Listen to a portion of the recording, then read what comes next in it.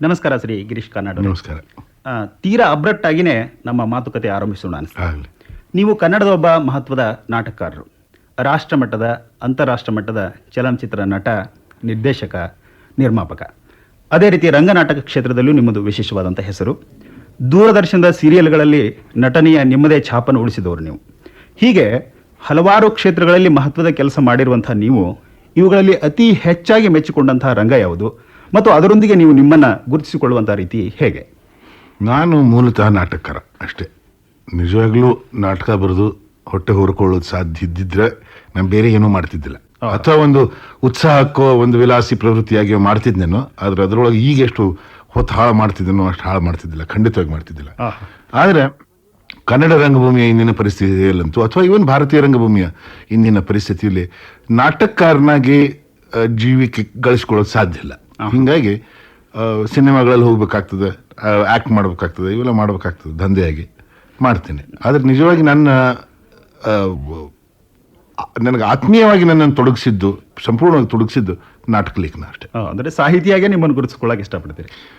ನಾಟಕ ಲೇಖನ ಸಾಹಿತ್ಯ ಅಂತಾನೂ ಲೆಕ್ಕ ಹಾಕಬಹುದು, ಆದ್ರೆ ಅದು ರಂಗ ಪ್ರದರ್ಶನಕ್ಕೂ ಬರೀತೀವಿ. ಹೀಗಾಗಿ ನನಗನ್ನಿಸ್ತದೆ ಉಳಿದ ಸಾಹಿತಿಗಳಿಗಿಂತ ನಾಟಕಕಾರಂದ ಅದೊಂದು ಸ್ವಲ್ಪ ಭೇದ ಇರ್ತದೆ. ಅದೇನಂತಂದ್ರೆ, ಉಳಿದ ಸಾಹಿತಿ, ಕವಿಯಾಗಲಿ, ಲೇಖಕನಾಗಲಿ, ಕಾದಂಬರಿಕಾರನಾಗಲಿ, ಕಥೆಗಾರನಾಗಲಿ, ತನ್ನ ವಾಚಕರ ಜೊತೆಗೆ, ತನ್ನ ಪ್ರೇಕ್ಷಕರ ಜೊತೆಗೆ ಒನ್ ಟು ಒನ್ ರಿಲೇಶನ್ಶಿಪ್ ಮೇಲೆ ಅವನ ಸಂವಹನ ಆಗ್ತದೆ. ನಾವೊಂದು ಹೇಳ್ತೀನಿ, ಒಬ್ಬ ಓದ್ತಿರ್ತಾನೆ, ಅದು ಒಂದು ಯಾವುದೋ ಖಾಸಗಿ ಒಂದು ಮೂಲೆಯಲ್ಲಿ ಕೂತು ಓದ್ತಿರ್ತೀವಿ.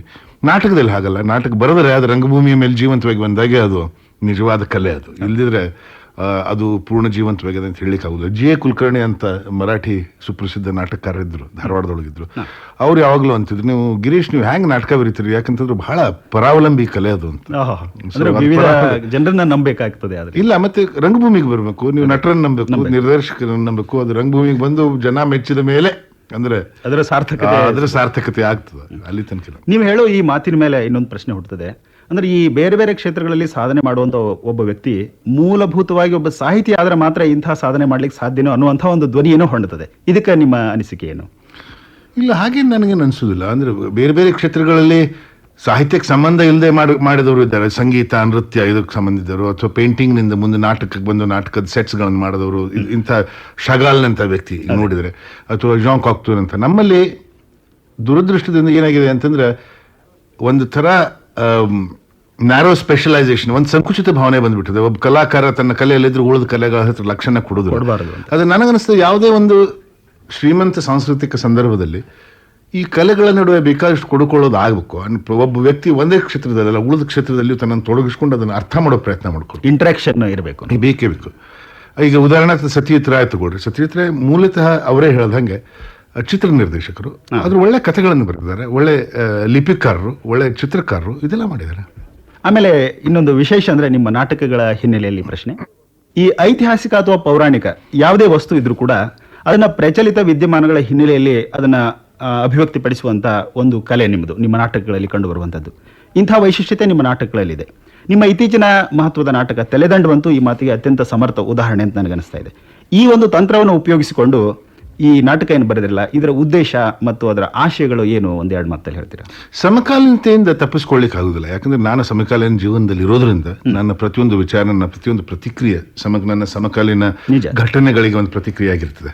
ಅದು ತಪ್ಪಿಸ್ಕೊಳ್ಳಿಕ್ಕಾಗಲ್ಲ. ಆದ್ರಿಂದ ನಾನು ಪುರಾಣ ಕಥೆಗಳನ್ನು ತಗೊಳ್ಳಿ, ಯಾವುದೇ ಒಂದು ದಂತಕಥೆನೋ, ಫೋಕ್ ಟೇಲೋ, ಜಾನಪದ ಕಥೆನೋ, ಅಥವಾ ಐತಿಹಾಸಿಕ ಸಂದರ್ಭ ತಗೊಳ್ಳಿ, ಏನ್ ತಗೊಂಡ್ರು ಕೊನೆಗೂ ಅದು ನನ್ನ ಸಮಕಾಲೀನ ಪ್ರಜ್ಞೆಯೊಳಗಿಂದಲೇ ಮೂಡಿ ಬರಬೇಕು. ಹೀಗಾಗಿ ಸಮಕಾಲೀನ ಒಂದು ವೇದಿಕೆಯಿಂದ ಅದರ ಮೇಲೆ ಕಾಮೆಂಟ್ ಮಾಡೋದಂತೂ ತಪ್ಪೋದಿಲ್ಲ. ನಾನಾಗಿರೋದ್ರಿಂದ 1991ರಲ್ಲಿ ಜೀವಂತವಾಗಿರೋದ್ರಿಂದ ಇಲ್ಲಿಯ ಸಮಸ್ಯೆಗಳು ನನ್ನನ್ನು ಪ್ರಚೋದನೆ ಮಾಡಿದಾಗ ಮಾತ್ರ ಕೆಲವೊಂದು ಕಥೆಗಳೋ ಕ್ರಿಯೆಗಳೋ ನನಗವು ಇದರ ಮೇಲೆ ನಾಟಕ ಬರೀಬೇಕು ಅಂತ ಅನಿಸ್ತದೆ, ಅದು ನಾಟಕ ಮಾಡಬೇಕು ಅಂತ ಅನಿಸ್ತದೆ. ಅಂದಾಗ ಸಮಕಾಲೀನತೆ ಅದರೊಳಗೆ ಬರೋದು ತಪ್ಪಿಸ್ಕೊಳ್ಳಿಕ್ಕೆ ಆಗೋದಿಲ್ಲ ಅಂತ ನನಗೆ. ತಲೆದಂಡದಲ್ಲಿ ಅಂತೂ ಇದನ್ನು ನನಗೆ ಬರೀಬೇಕು ಅಂತ ಅನಿಸಿದ್ದು ಎಮರ್ಜೆನ್ಸಿ ಕಾಲದಲ್ಲಿ. ಆ ಸಂದರ್ಭದಲ್ಲಿ ಆರಂಭವಾದ ಆ ನಾಟಕ 15 ವರ್ಷ ನನ್ನ ತಲೆಯಲ್ಲಿತ್ತು. ಅದು ಪೂರ್ಣಗೊಳ್ಳಬೇಕಾಗಿದ್ರೆ ಕಳೆದ ವರ್ಷ ಒಂದು ಕಡೆಗೆ ಮಂಡಲ್ ಕಮಿಷನ್ ಗದ್ದಲ, ಇನ್ನೊಂದು ಕಡೆಗೆ ಮಂದಿರ್ ಮಸ್ಜಿದ್ ಗದ್ದಲ. ಆಗ ನನಗನ್ನಿಸ್ತು, ಇವೆಲ್ಲ ಆ ನಾಟಕವನ್ನು ರೂಪಿಸಿದ್ರೆ ಅದರೊಳಗೇನು ಆಶ್ಚರ್ಯ ಇಲ್ಲ. ಆಮೇಲೆ ಈ ಉತ್ತರದ ಮೇಲೆ ಇನ್ನೊಂದು ಪ್ರಶ್ನೆ ಹೇಳ್ತದೆ. ಈಗ ನಾವು ಐತಿಹಾಸಿಕ ವಸ್ತುವನ್ನ ಈ ರೀತಿ ವರ್ತಮಾನದ ಸಂದರ್ಭಕ್ಕೆ ಹೊಂದಿಸಿ ಬರುವಂತಹದ್ದು ಒಂದು ಪ್ರವೃತ್ತಿ ಇದೆಯಲ್ಲ, ಇದು ಬಹುಶಃ ಇತಿಹಾಸಕ್ಕೆ ಒಂದು ರೀತಿಯಲ್ಲಿ ಅಪಚಾರ ಅನ್ನೋ ಅರ್ಥದಲ್ಲ, ಅದನ್ನ ಬೇರೆ ರೀತಿಯಲ್ಲಿ ಇಂಟರ್ಪ್ರಿಟೇಷನ್ ಮಾಡುವಂತಹ ಒಂದು ಸಾಧ್ಯತೆ ಇರ್ತದಲ್ಲ, ಇದಕ್ಕೆ ಇಂಟರ್ಪ್ರಿಟೇಷನ್ ಇಲ್ಲದೆ ಇತಿಹಾಸ ಇಲ್ಲೇ ಇಲ್ಲ. ಅಲ್ಲ, ವಾಸ್ತವ ಅದು ವಸ್ತುನಿಷ್ಠವಾದ ಇತಿಹಾಸ ಅಂತ ಯಾವ ಇತಿಹಾಸಕಾರನೂ ನಂಬೋದಿಲ್ಲ. ಇತಿಹಾಸಕಾರರನ್ನೇ ಕೇಳಿದ್ರೆ ಇವತ್ತಿನ ಇತಿಹಾಸಕಾರ ಹೇಳಿದ್ದು ನಿನ್ನೆ ಇತಿಹಾಸಕಾರನ ವಿರುದ್ಧ ಇರ್ಬೋದು, ನಾಳಿನ ಇತಿಹಾಸಕಾರ ಇನ್ನೊಂದು ಥರ ಇಂಟರ್ಪ್ರಿಟೇಷನ್ ಇರ್ತಾನೆ, ಹೊಸ ಹೊಸ ಥಿಯರೀಸ್ ಬರ್ತವೆ, ಹೊಸ ಹೊಸ ತಾತ್ವಿಕ ನಿಲುವುಗಳು ಬರ್ತವೆ. ಆದ್ರಿಂದ ಇತಿಹಾಸ ಅನ್ನೋದು ಒಂದು ವಸ್ತುನಿಷ್ಠವಾದ ಯಾವುದೋ ಒಂದು ಸಂಗತಿ ಅನ್ನೋ ಈ ನಿಲುವೇ ತಪ್ಪು. ಇದು ಮೊದಲನೇದು. ಎರಡನೇದು, ನಾ ಮೊದಲೇ ಹೇಳಿದ ಹಾಗೆ ಯಾವುದೇ ವಸ್ತುನ ಹತ್ರ ನೋಡಿದ್ರು ಅದು ನಮ್ಮ ಸಾಂಸ್ಕೃತಿಕ ಸಂದರ್ಭದಿಂದ ಅದನ್ನು ಅರ್ಥೈಸೋದು ಇದು ಅನಿವಾರ್ಯ. ಅದು ಇದನ್ನ ಬಿಟ್ಟು ಅಂದ್ರೆ ನೀವು ಇವೆಲ್ಲ ಯಯಾತಿ ಆಗಲಿ, ತೊಗಲಕ್ಕಾಗಲಿ, ಆಮೇಲೆ ಇದು ತಲೆದಂಡ ಆಗಲಿ, ಇವೆಲ್ಲ ನಾಟಕಗಳು ನೋಡಿ ನೀವು ಹೆಚ್ಚಾಗಿ ಐತಿಹಾಸಿಕ ಅಥವಾ ಪೌರಾಣಿಕ ವಸ್ತುಗಳಿಗೆ ಹೆಚ್ಚಿನ ಪ್ರಾಧಾನ್ಯತೆ ಕೊಟ್ಟು ಅವುಗಳನ್ನು ವರ್ತಮಾನದ ಸ್ಥಿತಿನಲ್ಲಿನೇ ಹೇಳಿದಿರಿ. ಆದರೆ ಇದನ್ನು ಬಿಟ್ಟು ವರ್ತಮಾನದ ಸಮಸ್ಯೆಗಳನ್ನೇ ನೇರವಾಗಿ ಹೇಳುವಂಥ ನಾಟಕಗಳನ್ನು ನೀವು ಇನ್ನೂ ಬರೆದಿಲ್ಲಲ್ಲ. ನನಗೆ ಅನಾವಶ್ಯಕ ಅನ್ನಿಸ್ತದೆ. ಒಂದು ಅಂತಂದ್ರೆ ನನಗೆ ಇವತ್ತಿನ ವಾಸ್ತವವಾದಿ ಸಂಪ್ರದಾಯ ಏನಿದೆ ಅದರೊಳಗೆ ವರ್ತಮಾನದ ಸಮಸ್ಯೆಗಳನ್ನು ಬರೆಯೋದು ಯಾವುದೋ ಒಂದು ಅದು ಬಹಳ ಬೋರಿಂಗ್ ಅಂತ ಅನಿಸ್ತದೆ. ಒಂದು ಆ ಫಾರ್ಮೇ ಬಹಳ ನೋಡಿದ್ರೆ ಬೋರ್ ಆಗ್ತದೆ. ಒಂದು ಯಾವುದೋ ಒಂದು ಮನೆಯ ಪಡಸಾಲೆಯಲ್ಲಿ ಕೂತು 4 ಜನ ಒಂದು ಸೋಫಾ ಇಟ್ಟು ಇತ್ಲಾಗ ಒಂದು ಕುರ್ಚಿ ಎತ್ಲಾಗ ಒಂದು ಕುರ್ಚಿ ಇಟ್ಟು ಅಸ್ಪೃಶ್ಯತೆಯ ಬಗ್ಗೆನೋ ಸ್ತ್ರೀ ಪ್ರಶ್ನೆಯ ಬಗ್ಗೆನೋ ಮಾತಾಡೋ ಆ ಸಂಪ್ರದಾಯನೇ ನನಗದು ಒಂಥರ ಅಸಹ್ಯ ಆಗಿಬಿಟ್ಟಿದೆ, ನನಗೆ ನೋಡ್ಲಿಕ್ಕೂ ಆಗೋದಿಲ್ಲ. ಆದ್ರಿಂದ ಸಮಕಾಲೀನ ಸಮಸ್ಯೆಗಳ ಬಗ್ಗೆ ಬರೀಬೇಕಾಗಿದ್ರೆ ಯಾವುದಾದ್ರು ಒಂದು ಹೊಸ ಫಾರ್ಮು ಒಂದು ಕ್ರಿಯೇಟ್ ಮಾಡಬೇಕು ಅಂತ ನನಗನ್ನಿಸ್ತದೆ. ಸಮಕಾಲೀನ ಜೀವನದ ಬಗ್ಗೆ ಬರೀಬೇಕಾದ್ರೂ ಅದನ್ನು ವಾಸ್ತವಿಕತೆಯ ಸ್ಟೇಟ್ ಜಾಕೆಟ್ನಲ್ಲಿ ಹಾಕಿ ಬರೀಬೇಕು ಅಂತಿಲ್ಲ. ಆದರೆ ಆ ಹಿನ್ನೆಲೆ ಬಿಟ್ಟರೆ ಬೇರೆ ಫಾರ್ಮ್ ನನಗೇನು ಸಿಕ್ಕಿಲ್ಲ. ಸಿಕ್ಕರೆ ಬರೀತೀನಿ ಅಷ್ಟೇ. ನಮ್ಮಲ್ಲಿ ಜನಪದ ರಂಗಭೂಮಿ, ವೃತ್ತಿ ರಂಗಭೂಮಿ ಮತ್ತು ಹವ್ಯಾಸಿ ರಂಗಭೂಮಿ ಈ ರೀತಿ ಮೂರನ್ನು ಪ್ರತ್ಯೇಕವಾಗಿ ಕಾಣುವಂತಹ ಒಂದು ಪರಂಪರೆನೇ ಬೆಳ್ಕೊಂಡು ಬಂದಿದೆ. ಈ ಮೂರನ್ನು ಪ್ರತ್ಯೇಕೀಕರಣಗೊಳಿಸುವಂತಹ ಒಂದು ಮೇನ್ ಎಲಿಮೆಂಟ್ ಯಾವುದಂತೀರಿ ನಿಮ್ಮ ದೃಷ್ಟಿಯೊಳಗೆ? ಹವ್ಯಾಸಿ ರಂಗಭೂಮಿನ ಬೇರೆಯಾಗಿ ಕಾಣಬೇಕು, ಕಾಣದೇ ಉಪಾಯ ಇಲ್ಲ. ಯಾಕಂತಂದ್ರೆ ವೃತ್ತಿ ಯಾವಾಗ ಆಗ್ತದೆ, ಆ ವೃತ್ತಿ ಮಾಡೋದ್ರಿಂದ ನಿಮ್ಮ ಹೊಟ್ಟೆ ಹೊರ್ಕೊಳ್ಳೋದು ಸಾಧ್ಯ ಇದ್ರೆ, ನಿಮ್ಮ ಉಪಜೀವಿಕೆ ಮಾಡೋದು ಸಾಧ್ಯ ಇದ್ರೆ ಅದು ವೃತ್ತಿ, ಇಲ್ಲಿದ್ರೆ ಅದು ವೃತ್ತಿ ಅಲ್ಲ. ಹವ್ಯಾಸಿ ಅಂದ ಕೂಡಲೇ ಅದರ ಅರ್ಥ ಏನು, ನಾವು ಬ್ಯಾಂಕ್ನಲ್ಲೋ ಇನ್ಶೂರೆನ್ಸ್ನಲ್ಲೋ ಇನ್ನೆಲ್ಲೋ ಕೆಲಸ ಮಾಡಿ ನಮ್ಮ ಮೂಜಿಗೆ ಒಂದು ವಿಲಾಸಕ್ಕೆ ಅಂತ ನಾಟಕ ಆಡೋದು, ಅದು ಹವ್ಯಾಸಿ ರಂಗಭೂಮಿ. ಆದ್ರಿಂದ ಹವ್ಯಾಸಿ ರಂಗಭೂಮಿ ಮತ್ತು ವೃತ್ತಿ ರಂಗಭೂಮಿ ಯಾವುದು ಇದನ್ನ ಒಂದುಗೂಡಿಸ್ಲಿಕ್ಕೆ ಸಾಧ್ಯ ಆಗುದಿಲ್ಲ. ಇನ್ನು ವೃತ್ತಿ ರಂಗಭೂಮಿಯಲ್ಲಿ ಜಾನಪದ ರಂಗಭೂಮಿ ಮತ್ತೆ ವೃತ್ತಿ ರಂಗಭೂಮಿ ಅನ್ನೋ ಭೇದ ಇರಬೇಕೋ ಇಲ್ಲೋ ಅನ್ನೋದು ಒಂದು ಮುಖ್ಯವಾದ ಅಂಶ. ಐತಿಹಾಸಿಕವಾಗಿ ಖಂಡಿತವಾಗಿ ಭೇದ ಇದೆ.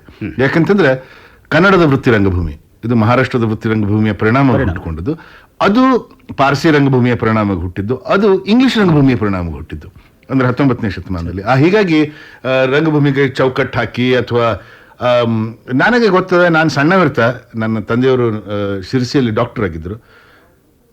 ಆವಾಗ ನಾವು ಕಂಪ್ನಿ ನಾಟಕಗಳನ್ನು ನೋಡ್ಲಿಕ್ಕೆ ಊರಿನ ಶಿಕ್ಷಕರು, ಲಾಯರು, ಡಾಕ್ಟರು ಅಂದ್ರೆ ತಾವು ಯಾರು ಮಧ್ಯಮ ವರ್ಗದವರು ಅಥವಾ ಸುಶಿಕ್ಷಿತರು ಬೆಳಚಾಯಿ ಮಂದಿ ಅಂತ ಯಾರು ತಿಳ್ಕೊತಾರೋ ಅವರೆಲ್ಲ ಕಂಪ್ನಿ ನಾಟಕ ನೋಡ್ಲಿಕ್ಕೆ ಹೋಗ್ತಿದ್ರು. ಆದ್ರೆ ಯಕ್ಷಗಾನ ನೋಡ್ಲಿಕ್ಕೆ ನಮ್ಮ ಮನೆ ಆಳ ಮಕ್ಕಳ ಸಂಗತಿ ಕಳಿಸ್ತಿದ್ರು. ಯಾಕಂತಂದ್ರೆ ಯಕ್ಷಗಾನ ಅಂತಂದ್ರೆ ಒಂಥರ ಕೀಳು, ಅದಕ್ಕೇನು ಮಿಡಲ್ ಕ್ಲಾಸ್ ಮಧ್ಯಮ ವರ್ಗದವರು ಸಂಬಂಧ ಇಲ್ಲ ಅನ್ನೋ ಒಂದು ಪ್ರವೃತ್ತಿ ಇತ್ತು. ನನಗನ್ನಿಸ್ತದೆ ಇದು ಒಂದು ನಿಜವಾದ ಒಂದು ಅರ್ಥಪೂರ್ಣವಾದ ಪ್ರವೃತ್ತಿಯನ್ನು ತೋರಿಸ್ತದೆ. ಯಾಕಂತಂದ್ರೆ ವೃತ್ತಿ ರಂಗಭೂಮಿ ಮೇನ್ಲಿ ಮುಖ್ಯವಾಗಿ ಉಳಿದದ್ದು ನಗರಗಳಲ್ಲಿ, ಊರುಗಳ ಹಳ್ಳಿಗಳಲ್ಲ. ಯಾಕಂದ್ರೆ ಹಳ್ಳಿಗಳಲ್ಲಿ ಹೋಗಿ ನಾಟಕ ಆಡೋದು ಅವ್ರಿಗೆ ಪೂರೈಸಿದ್ದು ಸಾಧ್ಯವೂ ಇಲ್ಲದಿಲ್ಲ, ಎಕನಾಮಿಕ್ಸ್ ಇವತ್ತಿಗೂ ಸಾಧ್ಯ ಇಲ್ಲ. ಆದರೆ ಜಾನಪದ ರಂಗಭೂಮಿ ಆ ಜಾನಪದ ಜೀವನದಲ್ಲೇ ಹುಟ್ಟಿ ಅಲ್ಲೇ ಬೆಳೆದು ಇವತ್ತು ಸುಗ್ಗಿ ಆದ್ಮೇಲೆ ನಾಳೆ ಕುಣಿಯೋದು ಇನ್ನೇನು ಆ ಪರಿಸರದಲ್ಲಿ ಬಂದ ಹಳ್ಳಿಗಳೇನೆ. ಆದ್ರಿಂದ ಆ ಭೇದನೂ ನಾವು ಒಪ್ಕೊಳ್ಳಿಕ್ಕೆ ಬೇಕು. ಯಾಕಂತಂದ್ರೆ ನನಗನ್ನಿಸ್ತದೆ ಯಾವುದೇ ದೃಷ್ಟಿಯಿಂದ ಅವೆರಡನ್ನ ಒಂದುಗೂಡಿಸ್ಲಿಕ್ಕೆ ಆಗುದಿಲ್ಲ. ಆಮೇಲೆ ಈ ರೀತಿ ಪ್ರತ್ಯೇಕೀಕರಣ ಇದೆಯಲ್ಲ, ಇದು ಎಲ್ಲರಿಗೂ ತಲುಪಬಹುದಾದಂಥ ನಾಟಕ ರಂಗವನ್ನ ಅದರದೇ ಆದಂಥ ಕ್ರಿಯಾಕ್ಷೇತ್ರದೊಳಗೆ ಜನರನ್ನು ಕೂಡ ಅಂದ್ರೆ ಅದರಲ್ಲಿ ತೊಡಗುವ ಜನರನ್ನು ಕೂಡ ಹಿಂಗೆ ಪ್ರತ್ಯೇಕ ಮಾಡ್ತದಲ್ಲ, ಇದರಿಂದ ಸಾಂಸ್ಕೃತಿಕ ಸಂದರ್ಭನೇ ಹಂಗದ. ಹಳ್ಳಿ ಜನ ಬೇರೆ, ಊರು ಜನ ಬೇರೆ, ನಮ್ಮ ಇದು ಬೇರೆ. ಒಂದು ಮಾತಾದ್ರೆ ಹೇಳಬೇಕು, ವೃತ್ತಿ ರಂಗಭೂಮಿ ಅನ್ನೋದು ಕರ್ನಾಟಕದಲ್ಲಿ ಎಷ್ಟದ ನನಗನ್ನಿಸ್ತದೆ ಉತ್ತರ ಕರ್ನಾಟಕದಲ್ಲಿ ಒಂದು 30-32 ಕಂಪ್ನಿಗಳಿರ್ಬೇಕು. ಪಾಪ ಅವುಗಳ ಪರಿಸ್ಥಿತಿ ನೋಡ್ಲಾಸಲ್ಲ. ಅಂದ್ರೆ ಅಷ್ಟು ಇಲ್ಲಿ ಫಿಲ್ಮ್ ಆರ್ಥಿಕವಾಗಿ ಇಲ್ಲಿಂದ ಫಿಲ್ಮ್ ಇನ್ ಸ್ಟಾರ್ಸ್ ಅನ್ನೆಲ್ಲ ಕರೆದು ಒಂಥರ ಕ್ಯಾಬರೆ ಮಾಡ್ದಂಗೆ ಮಾಡಿ ಅವ್ರು ಉಳ್ಕೋಬೇಕಾಗ್ತದೆ. ಅದು ನಿಜವಾಗ್ಲಿ ಕನಿಕರ ತರುವಂತಹ ಪರಿಸ್ಥಿತಿ. ಜಾನಪದ ರಂಗಭೂಮಿ ಹಲವು ಕಡೆ ಸಮೃದ್ಧವಾಗಿ ಬೆಳೀತಾ ಇದೆ. ಅದಕ್ಕೆ ನನಗನ್ನಿಸ್ತದೆ ಇದು ಸಾಕಷ್ಟು ಉತ್ತೇಜನೂ ದೊರೆತದೆ. ಯಕ್ಷಗಾನ ಕಮರ್ಷಿಯಲ್ ಆಗಿ 1-2 ಸಾವಿರ ಜನ ನೋಡ್ತಾರೆ. ಹೇಳೋ ಉದ್ದೇಶ ಏನು ಅಂತಂದ್ರೆ, ನಿಜವಾಗಿ ಬೆಂಗಳೂರಿನಂಥ ಊರಿನಲ್ಲಿ ರಂಗಭೂಮಿ ಇಲ್ಲ. ನಮ್ಮ ನಗರಗಳಲ್ಲಿ ಕರ್ನಾಟಕದಲ್ಲಿ ವ್ಯಾವಸಾಯಿಕ ರಂಗಭೂಮಿ ಅಂತ ಏನಾದರೂ ನಗರದ ಸಂದರ್ಭದಲ್ಲಿ ಮಾತಾಡಬೇಕಾದ್ರೆ ಇದು ನಾವು ನಮ್ಮನ್ನ ಮೋಸ ಮಾಡ್ಕೊತೀವಿ ಅಷ್ಟೇ. ಕೆಲವರು ನೀನಾಸಂನಂಥವ್ರು, ಕೆ ವಿ ಸುಬ್ಬಣ್ಣಂಥವ್ರು ತಿರುಗಾಟ ಮಾಡಿ ಇನ್ನೂ ಇನ್ನೂ ಒಂಥರ ನಾಟಕಗಳನ್ನು ಬೇರೆ ಬೇರೆ ಕಡೆ ತಗೊಂಡು ಹೋಗಿ ಆಡೋ ಒಂದು ಬಹಳ ಅಪೂರ್ವವಾದ ಇದನ್ನ ಪ್ರಯತ್ನ ಮಾಡಿದ್ದಾರೆ. ಕಾರಂತರು ಅದನ್ನ ರಂಗಾಯಣದಲ್ಲಿ ಮಾಡ್ತೀನಿ ಅಂತಂತಾರೆ, ಮುಂದಿನ ವರ್ಷ ಮಾಡಬಹುದು. ಅದು ನಿಜವಾದ ನನಗನ್ನಿಸ್ತದೆ ವ್ಯಾವಸಾಯಿಕ ರಂಗಭೂಮಿ. ಯಾರೋ 6 ತಿಂಗಳಿಗೆ ಒಮ್ಮೆ ರವೀಂದ್ರ ಕಲಾಕ್ಷೇತ್ರದಲ್ಲಿ ಒಂದು ನಾಟಕ ಆಡಿದ್ರು, ಅದನ್ನ ನೋಡ್ಲಿಕ್ಕೆ ಹೋದ್ವಿ ಅಂತಂದ್ರೆ ಅದು ಕನ್ನಡ ರಂಗಭೂಮಿ ಅಂತ ಅನ್ನೋದು ರಂಗಭೂಮಿಯ ಬಡತನಕ್ಕೆ ಸಾಕ್ಷಿ ಹೊರತು ಅದು ರಂಗಭೂಮಿ ಅಂತ ಅನ್ಸೋದಿಲ್ಲ. ಈ 3 ಬಗೆಯ ನಾಟಕಗಳನ್ನ ಒಂದು ರೀತಿ ಏಕತ್ರಗೊಳಿಸುವಂತಹ ಸಾಧ್ಯತೆ ಏನಾದರೂ ಕಾಣಿಸ್ತಿದೆ? ಈ ಉದಾಹರಣೆಗೆ ಕೆ ವಿ ಸುಬ್ಬಣ್ಣನವರು ಆಮೇಲೆ ಕಾರಂತರು ಮಾಡ್ತಾ ಇರುವಂತ ಕೆಲಸ ಇದೆಯಲ್ಲ, ಈ ಹಿನ್ನೆಲೆಯೊಳಗೆ ಇನ್ನೂ ಏನಾದರೂ ಅದಕ್ಕೆ ಆಡ್ ಮಾಡಿ ಈ 3 ಒಂದು ರೀತಿ ಸಮನ್ವಯಗೊಳಿಸುವ ಸಾಧ್ಯತೆಗಳು? ಸಾಧ್ಯತೆ ನಮ್ಮಲ್ಲಿ ಏನ್ ಬೇಕು ಅಂತಂದ್ರೆ, ಈಗ ನಾಟಕಕ್ಕೆ ಬರೋರೆಲ್ಲ ಕ್ರಿಯಾಶೀಲ ಜನ, ಸೃಷ್ಟಿಶೀಲ ಜನ, ಟ್ಯಾಲೆಂಟೆಡ್ ಆಕ್ಟರ್ಸ್. ಇವರು ನಿಜವಾಗಿ ಏನ್ ಬೇಕು ಅಂತಂದ್ರೆ ಮ್ಯಾನೇಜರಿಯಲ್ ಬುದ್ಧಿ ಇರೋರು ಬೇಕು. ಹಣ ಹೇಗೆ ಯೂಸ್ ಮಾಡ್ಕೋಬೇಕು, ಹಣ ಅದನ್ನ ಹೇಗೆ ಬಳಸ್ಕೋಬೇಕು, ಹೇಗೆ ಅದನ್ನ ಇನ್ವೆಸ್ಟ್ ಮಾಡಬೇಕು, ಕಮರ್ಷಿಯಲ್ ಆಗಿ ನೋಡೋರೇ ಬೇಕು. ಯಾಕಂದ್ರೆ ಕಂಪನಿ ನಾಟಕಗಳಲ್ಲಿ ಆ ಒಂದು ಶಕ್ತಿ ಇದ್ದು ಹೊರತು ಕಂಪನಿ ನಾಟಕಗಳು ಉಳಿತಿದ್ದಿಲ್ಲ. ಈ ಗುಬ್ಬಿ ವೀರಣ್ಣ ಅವ್ರ ಚರಿತ್ರೆ ನೋಡಿದ್ರೆ ಅವ್ರು ಎಷ್ಟು ದೊಡ್ಡ ಕಲಾಕಾರರಿದ್ರು ಅಷ್ಟೇ ವ್ಯಾವಹಾರಿಕವಾಗಿ ಹೇಗೆ ನಡೆಸ್ಕೋಬೇಕು, ಎಷ್ಟು ಖರ್ಚು ಮಾಡಬೇಕು, ಯಾವ ತರದ ಡ್ರೆಸ್ ಬೇಕು, ಕಾಸ್ಟ್ಯೂಮ್ ಬೇಕು, ಅದು ರೊಕ್ಕ ಎಲ್ಲ ತರಬೇಕು, ಎಲ್ಲಿ ಅದನ್ನೆಲ್ಲ ವಿಚಾರ ಮಾಡೋ ಶಕ್ತಿ ಇದ್ದು ವ್ಯಕ್ತಿ ಇದ್ದು. ಆದ್ರಿಂದ ಅವರಷ್ಟು ಯಶಸ್ವಿ ಆದ್ರು. ಸುಮಾರು 80 ವರ್ಷಗಳ ಕಾಲ ಕಂಪ್ನಿ ನಡೆಸ್ಕೊಂಡು ಬಂದ್ರು. ಅದು ನನಗನ್ನಿಸ್ತಾ ಇಂದು ರಂಗಭೂಮಿಯಲ್ಲಿ ನಾವೆಲ್ಲ ರೊಕ್ಕದ ಅರ್ಥ ಆಗದಿದ್ದವರು ಬರೀ ಹುರುಪಿಗೆ ಹೋಗಿ ಸೇರ್ಕೊಂಡಿದ್ದೀವಿ. ಅದಿರೋ ತನಕ ರಂಗಭೂಮಿ ಬೆಳೆಯೋದು ಸಾಧ್ಯ ಇಲ್ಲ. ಇಷ್ಟೆಲ್ಲ ಆಯ್ತಲ್ಲ, ಈ ನಾಟಕವನ್ನ ಹಿಡಿದು ನಡೆಸುವಂತಹ ಒಂದು ಮೂಲ ಸೂತ್ರ ಅಂದ್ರೆ ನಾಟಕದ ಯಶಸ್ಸಿನ ಗುಟ್ಟು ಎಲ್ಲಿರ್ತದೆ ನಿಮ್ಮ ಪ್ರಕಾರ? ಒಂದು ನಾಟಕ ಯಶಸ್ವಿ ಆದ್ರೆ ಅದು ಸುಶಿಕ್ಷಿತರಾಗಿ ಬರೆದದ್ದು, ಅಶಿಕ್ಷಿತರಾಗಿ ಬರೆದದ್ದು, ಇದು ಯಾವ ಪ್ರಮೇಯಗಳು ಇರಬಾರದು. ನಾಟಕ ಯಶಸ್ವಿ ಆದ್ರೆ 100 ಜನ ಇರಲಿ, 1000 ಜನ ಇರಲಿ, ಅದು ಯಶಸ್ವಿ ಆಗ. ಯಾಕಂತಂದ್ರೆ ಒಮ್ಮೆ ಒಂದು ಪ್ರೇಕ್ಷಾಗೃಹದಲ್ಲಿ ಒಬ್ಬ ಪ್ರೇಕ್ಷಕ ಬಂದು ಕೂತ ಅಂತಂದಾಗ ನಾನು MA ಮಾಡಿದ್ದೀನಿ, BA ಮಾಡಿದ್ದೀನಿ ಎಲ್ಲ ಮರ್ತು ಹೋಗ್ತಾನೆ. ಇದು ಇವು ಆನಂದವರ್ಧನ, ಅಭಿನವ್ ಗುಪ್ತಾ ಎಲ್ಲ ಹೇಳಿದ ಮಾತ್ರ ಸಾಧಾರಣೀಕರಣ ಆಗ್ತದೆ. ಹಾಗೆ ಆಗ್ಬೇಕು. ಅದು ಆದಾಗ ಮಾತ್ರ ಅದಕ್ಕೆ ನಾವು ಈ ಸುಶಿಕ್ಷಿತ ರಂಗಭೂಮಿ, ಅಶಿಕ್ಷಿತರಿಗೆ ಟೇಸ್ಟ್ ಇರುವುದಿಲ್ಲ, ಇನ್ಯಾರಿಗೂ ಇರುವುದಿಲ್ಲ ಅಂತಂದಾಗ ಹಾಸ್ಯಾಸ್ಪದ ಅಂತ ಅನಿಸ್ತದೆ. ಯಾಕಂದ್ರೆ ಶೇಕ್ಸ್ಪಿಯರ್ನಂತವ್ರು ಯಾರಿಗಾಗಿ ಬರೆದ್ರು? ಅವ್ರು ಸುಶಿಕ್ಷಿತರಿಗಾಗಿ ಎಷ್ಟು ಬರೋದು ಅಷ್ಟೇ ಅಶಿಕ್ಷಿತ ಸಮಾಜ. ಆದ್ರೂ ಅವರು ಕಾವ್ಯ ಎಲ್ಲ ಇದ್ಕೋತಿದ್ರು. ನಾವು ನೋಡ್ತಿದ್ವಲ್ಲ ಈಗ ಯಕ್ಷಗಾನದಲ್ಲಿ ಮಾತುಗಾರಿಕೆ ಕೇಳೋ ಪ್ರೇಕ್ಷಕರು ಬಹಳಷ್ಟು ಅಶಿಕ್ಷಿತರು ಇರ್ತಾರೆ, ಹೊಲದಲ್ಲಿ ಕೆಲಸ ಮಾಡೋರು ಇರ್ತಾರೆ. ಆದ್ರೂ ಅವ್ರು ನೋಡಿ ಅದನ್ನ ರುಚಿ ಸವಿತಾರೆ. ಸೊ ಹೇಳೋದೇನು ಅಂತಂದ್ರೆ, ಕಾದಂಬರಿಗಳಲ್ಲಿ ಅಥವಾ ಪುಸ್ತಕೀಯ ಶಾಸ್ತ್ರಗಳಲ್ಲಿ ಇದು ಉಚ್ಚ ಮಟ್ಟದ ಕಾದಂಬರಿ, ಇದು ಹೆಣ್ಮಕ್ಳಿಗಾಗಿ ಬರೋದ ಕಾದಂಬರಿ, ಇದು ಮಧ್ಯಮ ಮಟ್ಟದ ಕಾದಂಬರಿ, ಇದು ಪತ್ತೇದಾರಿ ಕಾದಂಬರಿ, ಇದು ಹುಡುಗರಿಗಾಗಿ ಬರೋದು, ಈ ತರಹದ ಇದು ಸಾಧ್ಯ. ಅದ್ರ ನಾಟಕದಲ್ಲಿ ನಾಟಕ ಯಶಸ್ವಿ ಆಗಬೇಕು, ಇಲ್ಲದ್ರೆ ಆಗಲಿಲ್ಲ ಅಷ್ಟೇ. ಅಂದ್ರೆ ಪ್ರೇಕ್ಷಕನ ದೃಷ್ಟಿಯಲ್ಲಿ ಬಹಳ ಮತ್ತೆ ಎಲ್ಲ ಪ್ರೇಕ್ಷಕ ಅದರೊಳಗೆ ಗ್ರೇಡೇಷನ್ಸ್ ಮಾಡ್ಲಿಕ್ಕೆ ಆಗುದಿಲ್ಲ. ಇನ್ನು ರೇಡಿಯೋ ನಾಟಕಕ್ಕೆ ಸಂಬಂಧಪಟ್ಟಿದ ಒಂದು ಪ್ರಶ್ನೆ. ಈ ರಂಗ ಸಜ್ಜಿಕೆ ಆಗಲಿ, ಪ್ರಸಾದನ, ಹಾವಭಾವ, ನಟನೆ ಇವು ಯಾವುವು ಇಲ್ಲದೇನೆ ಕೇವಲ ತನ್ನ ಶಬ್ದ ಮಾಧ್ಯಮದ ಮೂಲಕ ಜನರನ್ನ ತಲುಪ್ತದಲ್ಲ ರೇಡಿಯೋ ಮಾಧ್ಯಮದ ಮೂಲಕ. ಈ ರೇಡಿಯೋ ನಾಟಕಗಳ ಬಗ್ಗೆ ನಿಮ್ಮ ಅಭಿಪ್ರಾಯ ಏನು? ರೇಡಿಯೋ ನಾಟಕಗಳು ಒಂದು ದೊಡ್ಡ ಕೊಡುಗೆ. ಅದು ಬಹಳ ದುರದೃಷ್ಟದ ಮಾತು ಅಂತಂದ್ರೆ ಆ ಕೊಡುಗೆಯನ್ನು ಬೇರೆ ಯಾವ ಕಲೆಗಳು ಸ್ವೀಕರಿಸಲಿಲ್ಲ ನಮ್ಮಲ್ಲಿ. ಬಹಳ ದೊಡ್ಡ ಕೊಡುಗೆ ಅಂತಂದ್ರೆ ಶಬ್ದವನ್ನ ಹೇಗೆ ಯೂಸ್ ಮಾಡ್ಕೊಂಡು. ಶಬ್ದ ಅಂತಂದಾಗ ನಾ ಬರೀ ಸಂವಾದ ಅನ್ನೋದಿಲ್ಲ, ಅದರ ಜೊತೆಗೆ ಯಾವ ಇಫೆಕ್ಟ್ಸ್ ಬರ್ತಾರೆ, ಇಫೆಕ್ಟ್ಸ್, ಸಂಗೀತ ಹೇಗೆ ಬಳಸ್ಕೋಬೇಕು, ಅಥವಾ ಬೇರೆ ಬೇರೆ ತರದ ಇಫೆಕ್ಟ್ಸ್ ಅನ್ನು ಹೇಗೆ ಯೂಸ್ ಬೇಕು. ಒಂದು ಮಳೆ ಬಂತು, ಒಂದು ಗಾಳಿ ಬಂತು, ಅದನ್ನ ಅಮೆರಿಕಾನಲ್ಲಿ, ಹಾಲಿವುಡ್ನಲ್ಲಿ ಬಹಳ ಸರ್ವಶ್ರೇಷ್ಠ ಚಿತ್ರಪಟ ಅಂತ ಅಂದ್ಕೊಂಡ ಚಿತ್ರಪಟ ಅಂತಂದ್ರೆ ಸಿಟಿಸನ್ ಕೇನ್. ಅದನ್ನ ಮಾಡಿರೋ ವ್ಯಕ್ತಿ ಆರ್ಸನ್ ವೆಲ್ಸ್. ಅವ 22ನೇ ವಯಸ್ಸಿನಲ್ಲಿ ಇದ್ದಾಗ ಅದನ್ನ ಮಾಡಿದ. ಅದ್ರ ಮೊದಲು ಅವ್ನು ರೇಡಿಯೋದಲ್ಲಿದ್ದ. ಈಗ ಅದು ಸಿಟಿಸನ್ ಕೇನ್ ನೋಡಿದಾಗ ಅವನ ಹತ್ರ ರೊಕ್ಕ ಇಲ್ದಿದ್ರು ಕೆಲವು ಸರ್ತಿ ಕೇವಲ ಸೌಂಡ್ ಯೂಸ್ ಮಾಡಿ ಅವನು ಸೀನ್ ಮಾಡೋದು ನೋಡಿದ್ರೆ ಅದ್ಭುತ ಅನ್ಸಿಬಿಡ್ತಾರೆ. ಮತ್ತೆ ಆ ಒಂದು ಪ್ರಜ್ಞೆ ನಮ್ಮಲ್ಲಿ ಬಂದೇ ಇಲ್ಲ, ನಮ್ಮ ಚಿತ್ರಪಟಗಳಿಗೂ ಬಂದಿಲ್ಲ. ನಮ್ಮ ಚಿತ್ರಪಟಗಳಲ್ಲಂತೂ ಸೌಂಡ್ ಬಹಳ ಕೆಟ್ಟದಾಗಿರ್ತದೆ. ನನಗನ್ನಿಸ್ತದೆ ಈ ರೇಡಿಯೋ ಮಾಧ್ಯಮವನ್ನ ನಾವು ನಿಜವಾಗಿ ಅರ್ಥ ಮಾಡ್ಕೊಂಡಿದ್ರೆ, ಒಂದು ಇವ್ರದ್ದು ಜಾನ್ ಫೋರ್ಡ್ ಇದ್ರ ಬಗ್ಗೆ ಒಂದು ಬಹಳ ಮಹತ್ವದ, ಬಹಳ ಸುಪ್ರಸಿದ್ಧವಾದ ಒಂದು ದೃಶ್ಯ ಬರ್ತದೆ. ಇಬ್ರು ಬೆಟ್ಟ ತುದಿ ಮೇಲೆ ನಿಂತಿರ್ತಾರೆ, ಮಾತಾಡ್ತಾ ಅಲ್ಲಿ ಕೆಳಗೊಂದು ಬಾಟ್ಲಿ ಬಿದ್ದಿರ್ತದೆ, ಒಬ್ಬ ಆ ಬಾಟ್ಲಿನ ಒದಿತಾನೆ ಬೆಟ್ಟ ತುದಿ ಮೇಲಿಂದ. ಸುಮಾರು ಹೊತ್ತಾದ್ಮೇಲೆ ಅವ್ರು ಮಾತಾಡ್ತಾ ಇದ್ರು, ದೂರದಲ್ಲಿ ಟಣ್ ಅಂತ ಬಾಟ್ಲಿ ಒಡೆದ ಸಪ್ಪಳ ಬರ್ತದೆ. ಅದ್ರ ಮೇಲಿಂದ ಆ ಬೆಟ್ಟ ಎಷ್ಟು ಎತ್ತರ ಇತ್ತು ಅಂತ ನಮಗೊಂದು ಕಲ್ಪನಾ ಬರ್ತದೆ. ಸೊ ಬರೇ ಒಂದು ಶಬ್ದವನ್ನು ಉಪಯೋಗ ಮಾಡಿ ಇಂಥ ಒಂದು ಆಯಾಮವನ್ನು ಉಂಟು ಮಾಡೋದು ಸಾಧ್ಯ ಇದ್ರೂ ನಮ್ಮ ದುರದೃಷ್ಟ ಅಂತಂದ್ರೆ ಕೆಲವೊಂದು ಚಿತ್ರ ನಿರ್ದೇಶಕರು ಬಿಟ್ಟರೆ ಉಳಿದವರು ಅದನ್ನು ಅರ್ಥ ಮಾಡ್ಕೊಂಡ್ರೆ ನನಗನ್ನಿಸ್ತದೆ ರೇಡಿಯೋ ನಾಟಕಗಳಿಂದ ಇದನ್ನು ನಾವು ನಿಜವಾಗಿ ಕಲ್ಕೋಬಹುದಾಗಿತ್ತು. ಇನ್ನಾದರೂ ನಮ್ಮಲ್ಲಿ ಫೋಟೋಗ್ರಫಿ ಈಗ ಒಳ್ಳೇದಾಗಿದ್ದು ಉಳಿದದ್ದು ಒಳ್ಳೇದಾಗಿದ್ರು ಶಬ್ದ ಇನ್ನೂ ಇಂಪ್ರೂವ್ ಆಗಿಲ್ಲ. ಇನ್ನು ಈ ಕನ್ನಡ ನಾಟಕ ಸಾಹಿತ್ಯದ ಇತ್ತೀಚಿನ ಒಲವುಗಳು, ನಾಟಕ ಪ್ರಕಟಣೆ, ವಿಮರ್ಶೆ, ಹೊಸ ಹೊಸ ರಂಗ ಸಾಧ್ಯತೆಗಳ ಬಗ್ಗೆ ಏನಾದರೂ ನಿಮ್ಮ 2-3 ಮಾತುಗಳನ್ನು ಹೇಳಕ್ ಸಾಧ್ಯತೆ? ಒಂದು ಅಂತಂದ್ರೆ ಕನ್ನಡದಲ್ಲಿ ಹೊಸದಾಗಿ ನಾಟಕಕಾರರೇ ಬಂದಿಲ್ಲ. ಶಿವಪ್ರಸಾದ್ ಅಂತ ಒಂದಿಬ್ರು ಬಂದಿದ್ದಾರೆ. ಆದರೆ ನಿಜವಾಗ್ಲೂ ಒಂದು 30 ವರ್ಷದ ಹಿಂದೆ ಏನು ಬಹಳ ನಾಟಕಗಳು ಬರಬಹುದು ಅಂತ ಅನಿಸ್ತಿತ್ತು.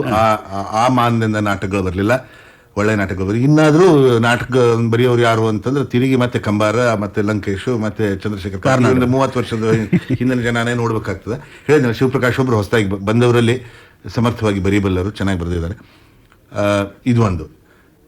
ಇನ್ನು ರಂಗಭೂಮಿ ರಂಗಭೂಮಿಯಲ್ಲಿ ನೀನಾಸಂದವ್ರು ಸಾಕಷ್ಟು ಕೆಲಸ ಮಾಡಿದ್ದಾರೆ. ಇನ್ನು ರಂಗಾಯಣ ಏನು ಮಾಡ್ತದೆ ನೋಡ್ಬೇಕು. ಆದರೂ ಒಂದು ಕಂಪ್ಲೀಟ್ ಆಗಿ ವೃತ್ತಿ ರಂಗಭೂಮಿ ನಮ್ಮಲ್ಲಿ ಉಂಟಾಗಿಲ್ಲ. ವೃತ್ತಿ ರಂಗಭೂಮಿ ನಾ ಅಂದ ಹಾಗೆ ದಿನ ನಾಟಕಗಳಾಗಬೇಕು. ಒಂದು ನಾಟಕ ಮಾಡಿದರೆ ಅದರದೊಂದು 40-50 ಪ್ರಯೋಗಗಳು ಒಂದು 2 ತಿಂಗಳ ಒಳಗೆ ಆಗಬೇಕು. ಅಲ್ಲಿ ರೊಕ್ಕ ಮಾಡಬೇಕು, ಎಲ್ಲರಿಗೆ ಪಗಾರ ಕೊಡುವಂಥ ಪರಿಸ್ಥಿತಿ ಬರಬೇಕು. ಇದು ನನಗನ್ನಿಸ್ತದೆ ಮುಖ್ಯತಃ ನಮ್ಮಲ್ಲಿ ಇಲ್ದಿರೋದು. ನಾನು ಹೇಳಿದ್ನಿಲ್ಲ, ಫೈನಾನ್ಷಿಯಲ್ ಮ್ಯಾನೇಜ್ಮೆಂಟ್ ಇಲ್ಲದ್ರಿಂದ. ಯಾಕಂತಂದ್ರೆ ಉಳಿದ ಕಡೆಗೆ ಕಲ್ಕತ್ತಾದಲ್ಲಾಗಲಿ, ಮುಂಬೈಯಲ್ಲಾಗಲಿ, ಮುಂಬೈಯಲ್ಲಾಗಲಿ ಇದು ಆಗ್ತಿರೋದನ್ನು ನಾವು ನೋಡ್ತೀವಿ, ಭಾರತದಲ್ಲೇ ನೋಡ್ತೀವಿ. ಇನ್ನು ಪಾಶ್ಚಾತ್ಯರಲ್ಲಂತೂ ಬಹಳ ದೊಡ್ಡ ಬ್ರಾಡ್ವೇ ಪ್ರಮಾಣದಲ್ಲಿ ಬ್ರಾಡ್ವೇನೋ ವೆಸ್ಟ್ ಎಂಡೋ ಇಂಥ ಥಿಯೇಟರ್ಸ್ ಆಗ್ತವೆ. ಸೊ ಅದು ಆಗಿಲ್ಲ ಕನ್ನಡದಲ್ಲಿ. ಅದನ್ನು ಒಪ್ಕೊಳ್ಳೇಬೇಕಾದ್ಮೇಲೆ ನಿಮ್ಮ ಕ್ರಿಯಾಶೀಲ ಪ್ರವೃತ್ತಿಗೆ ಮಾನಸ ಅನ್ನೋದು ವಿಶಿಷ್ಟ ಅಭಿವ್ಯಕ್ತಿ ಆಗ್ತಾ ಇದೆ ಅನ್ನೋದು ಎಲ್ಲ ಗೊತ್ತಿರುವಂತಹ ವಿಷಯ. ಈ ಮೂಲಕ ನೀವು ಮಾಡಬಯಸಿದಂಥ ಕೆಲಸ ಏನು? ಇಲ್ಲ, ಅದು ದೂರದರ್ಶನಕ್ಕಾಗಿ ಒಂದು ಸೀರಿಯಲ್ ಮಾಡ್ತಾ ಇದ್ದೀನಿ. ನನಗೆ ಇಲ್ಲಿ ತನಕ ದೂರದರ್ಶನಕ್ಕೆ ಮಾಡಬೇಕು ಅಂತ ಅನಿಸಿದ್ರು ಎಂದು ಯಾವುದಾರೇ ಹಾಗೆ ಒಂದು ಸೀರಿಯಲ್ ಮಾಡಿ ಸೋಪ್ ಆಪರನೋ ಏನೋ ಮಾಡಿ ಕತೆ ಹೇಳಿಬಿಡೋದ್ರೊಳಗೆ ಏನೇನೋ ಆಸಕ್ತಿ ಇದ್ದಿದ್ದಿಲ್ಲ.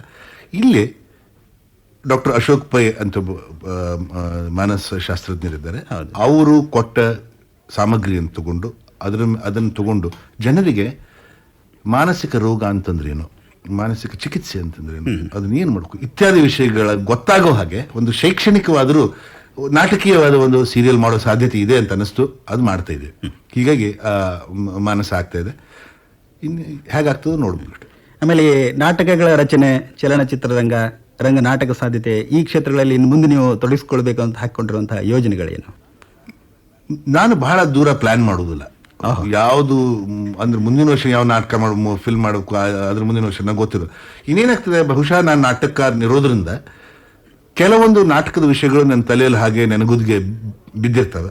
ಅವು ಯಾವ ಒಳಗೆ ಬರ್ತವೆ, ಚಿಗುರ್ತವೆ. ಒಂದೊಂದು ಸತಿ ನಾಟಕ ಆಗ್ತದೆ. ಅಂದ್ರೆ ಹಿಟ್ಟಿನ ಹುಂಜ ನಾಟಕ ನಾನು 10-12 ವರ್ಷ ಅದನ್ನು ತಿದ್ದುತ್ತಾ ಇದ್ದೆ. ಈಗ ಹೇಳಿದ್ನಲ್ಲ, ತಲೆದಂಡ ನಾಟಕ 15 ವರ್ಷದೊಳಗೆ ತಲೆಯೊಳಗಿತ್ತು. ಇವು ಇನ್ನು ಕೆಲವು ಹಯವದನ ನಾಗಮಂಡಲ ಅಂತೂ 6 ತಿಂಗಳೊಳಗೆ ಒಮ್ಮೆಲೆ ಹುರುಪು ಬಂದು ಬರೆಯುವ ಹಂಗೂ ಆಗ್ತದೆ. ಈಗ ಹೇಳಿಕ್ ಆಗುದಿಲ್ಲ. ಅದು ನಾಟಕಗಳ ಹೊರಗೆ ನಾನು ಹೆಚ್ಚು ಯೋಜನೆಗಳನ್ನು ಹಾಕೊಳ್ಳೋದಿಲ್ಲ. ಅದು ಹೇಗೆ ಬರ್ತದೋ ಹಾಗೆ. ಸಂತೋಷ ಶ್ರೀ ಗಿರೀಶ್ ಕಾರ್ನಾಡ್ ಅವರೇ, ತುಂಬಾ ಥ್ಯಾಂಕ್ಸ್. ಈವರೆಗೆ ನೀವು ಮುಕ್ತವಾಗಿ ಮಾತಾಡಿ ನಮ್ಮೊಂದಿಗೆ ಹಲವಾರು ವಿಚಾರಗಳನ್ನು ಹಂಚಿಕೊಂಡ್ರಿ. ನಿಮಗೆ ಧನ್ಯವಾದಗಳು. ನಮಸ್ಕಾರ. ನಮಸ್ಕಾರ.